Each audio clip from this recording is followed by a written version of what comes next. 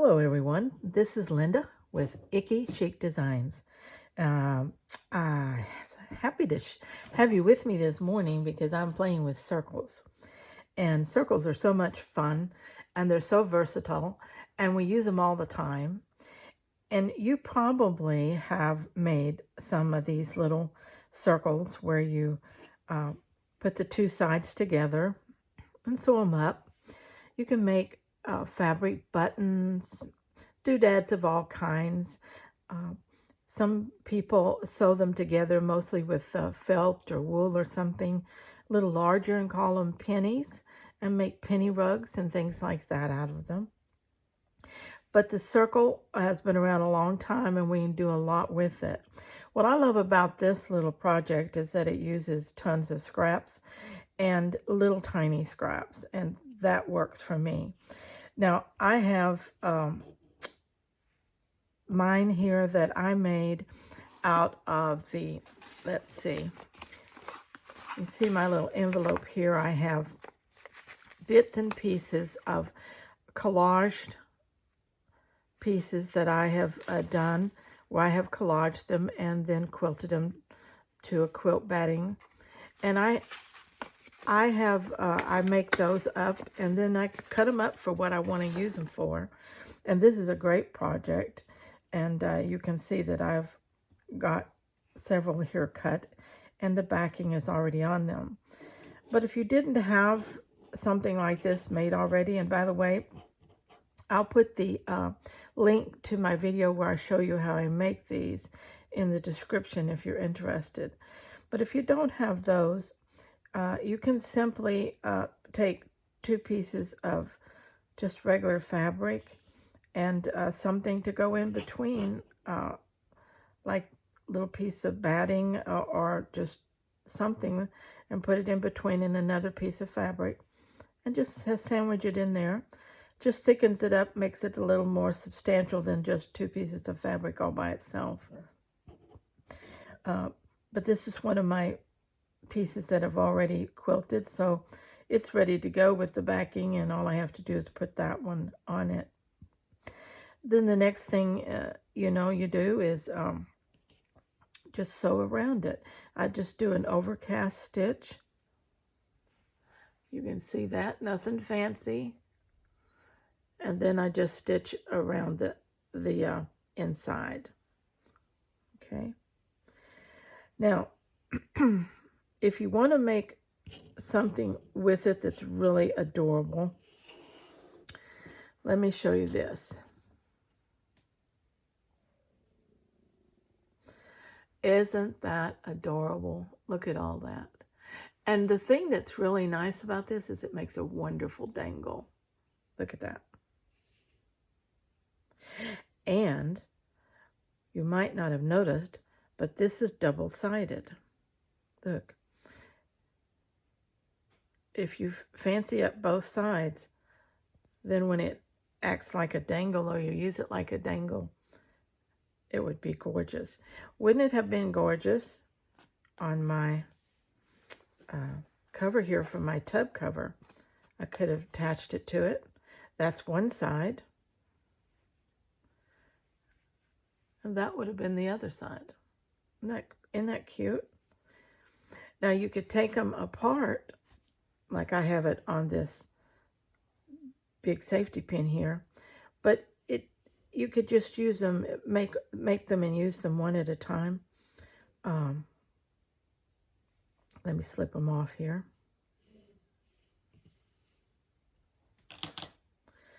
Just one little dangle at a time would be cute. Here I'm working on a little booklet.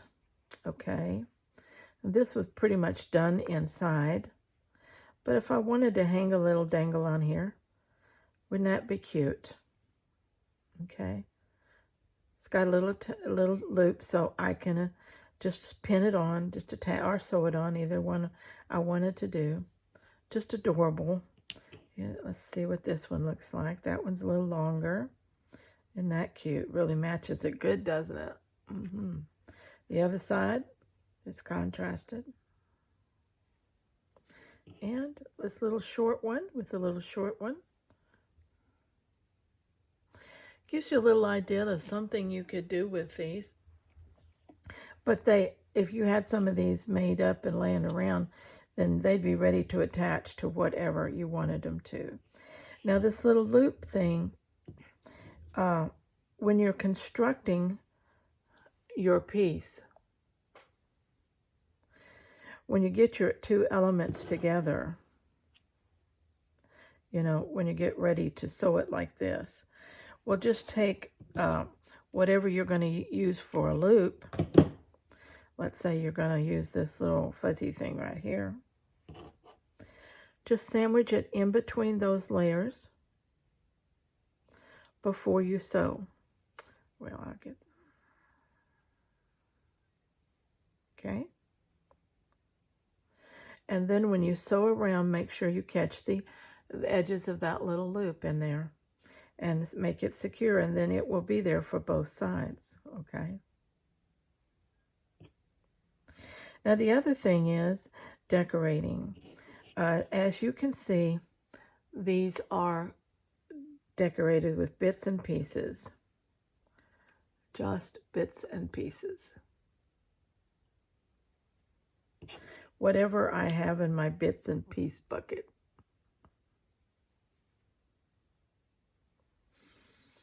So let's say this one, I'm ready to decorate it.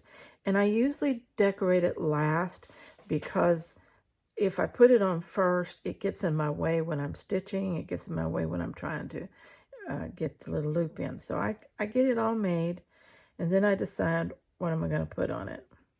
Okay, so let's say I have this side, and I'm going to use some little threads and a little tiny piece of lace. I'm just going to put that on there. Okay, and maybe this little glitzy piece lay across, and that would be one side decorated.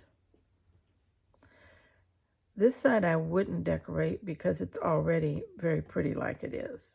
It's got a quilted look, and it's got fibers in it, and it's very pretty like it is. But let's say on this one, I wanted to do the same thing. So I had this little thing, and it really matched that side really well. That would work. And if I flipped it over, that's already got a design on it.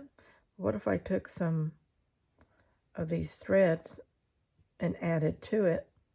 And that would be enough, just like it is, to decorate both sides. Okay.